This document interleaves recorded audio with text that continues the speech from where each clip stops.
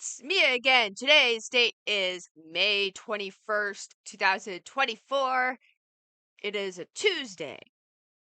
And it's been a bit since I updated you last in regards to MMTLP, but today I have some updates for you.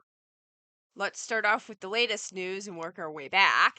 Yesterday, after hours, the company Metamaterials made a press release. Now, Metamaterials and Next Bridge have been separate for quite some time. However, this is in regards to MMTLP trading and the whole Wes Christian case.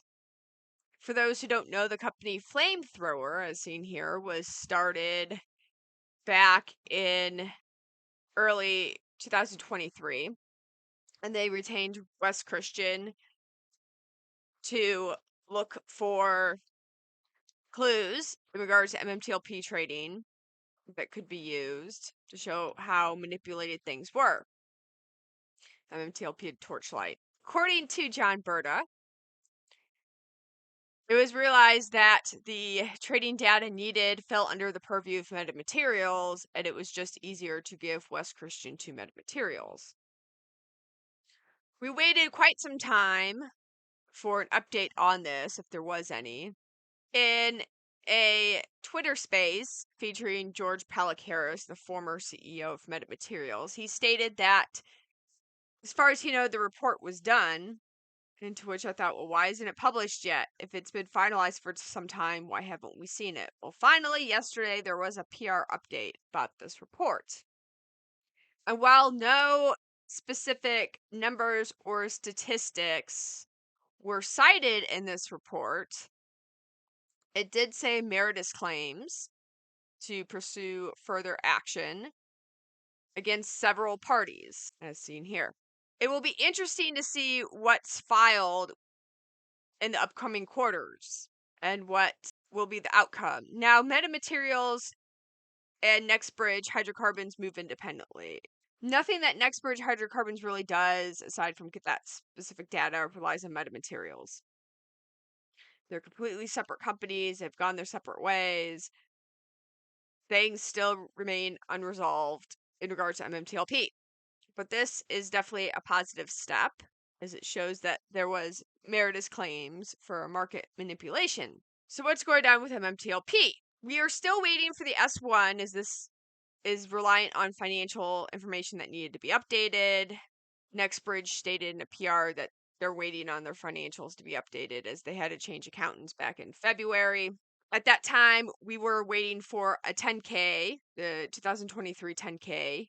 And now we are past the next reporting quarter for Q1. So we have the 2023 10K and the 2024 Q1 10Q. Hopefully that will be released soon, as then all that information can be updated in the S1. We're at the point now, I believe, where we need the 2024 Q1 financial information to update the S1 with. And of course, the Q1 financials will, or should, reflect the recent NAPE agreements and transactions that have taken place. There were a couple of agreements made with NAPE in which Next Bridge still retains some of the deep mineral rights to those properties. So who purchases those properties, anything that they extract below a certain point, which will be reflected on their permits, we can get a royalty from. We as a Next Bridge can get a royalty from that. Oil and gas. That's the wonderful thing about royalties. And let's talk about the last news, which is still upcoming for May 31st. Next Bridge Hydrocarbons, quite a few weeks ago, it was discovered that there was a petition for information from Tradestation in regards to a share overage.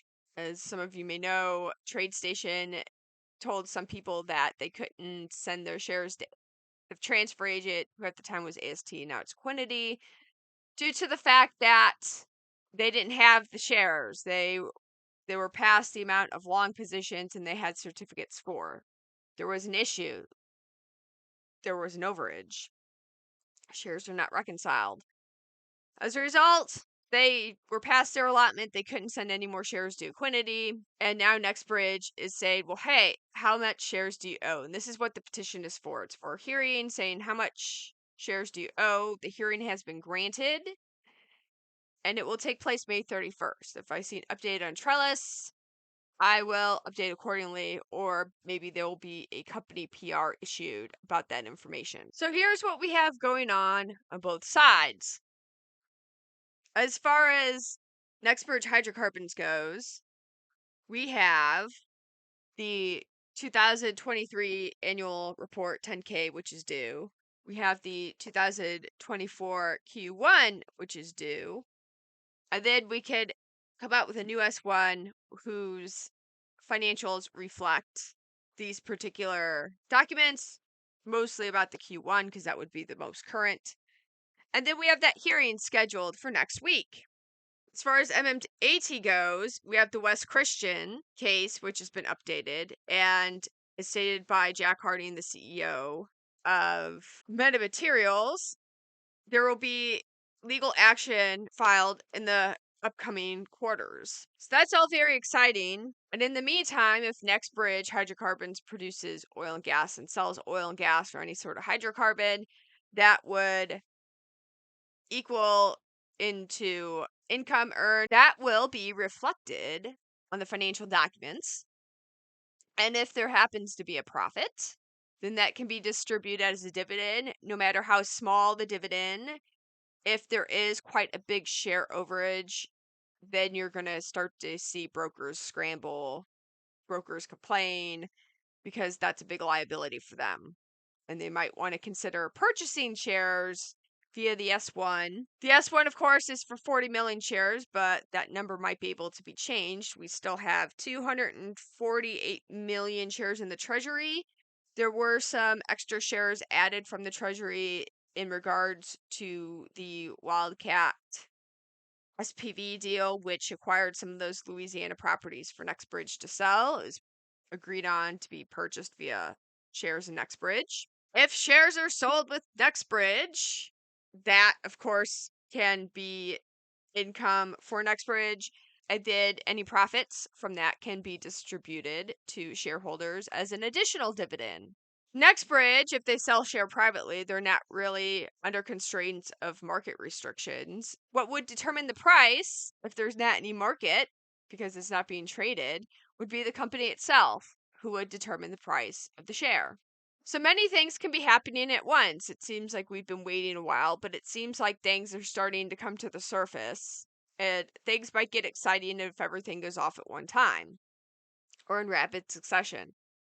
It certainly is making me excited, as we've been waiting in this entirely too long. It's been too long of a wait. Many of us are fatigued and beaten down, and we finally would like to see something good come our way. I will keep you updated with information as I see it. Sometimes I like to wait until information comes further into clarity, just in case anything else happens along the way. But I will do my best to keep you guys updated. I wouldn't forget it. It's time for a fish tank update. Today, here's a snapshot of my fish tank. This Ludwigia is growing like crazy. I still have to cut it, but I sort of like the slopeness. The red Rotalia that was back at this quarter here, a lot of the original stem I had kind of melted away, but there's new growth back there. That red Rotalia was certainly a harbor for hair algae. Some of the red Rotalia has creeped up here in the roots. This all, of course, needs a trim, but I do like how it's kind of sloped up. Anthracite is doing very well. I fed him this morning. He's in here somewhere. He sometimes sleeps in his house, or he sleeps back in this cave back here. I'm going to be putting some shrimp in here soon. My other shrimp tank is booming so much I got to move the shrimp in here. I've had this fish tank set up now for just over a year. I think it's doing great. Again, it's the father fish tank method, which is based off of a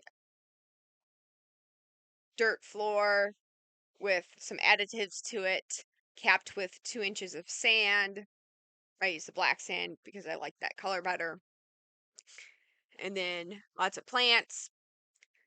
Every day around 4 p.m. my time, the plants will pearl oxygen, and it's really cool to watch them pearl oxygen for hours on end until sunset.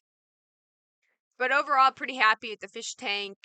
This Vitruvius sword is doing pretty well still. But definitely the Luigi is taking off. It took a while. The Rotalia is doing good. The Bacopa, the snails eat it, never did so well. The parrot feather's doing good. I gotta replant some stuff. Here's some big original stems, but I've been trying to put them down here. There's anthracite right there. Like I said, he's doing pretty well. Fed him this morning, and he's doing great. And I've noticed actually that Petco has had more giant betas or king betas there recently, and they've come in a whole variety of colors. Okay, guys, that's it for today. I will see you soon. Goodbye.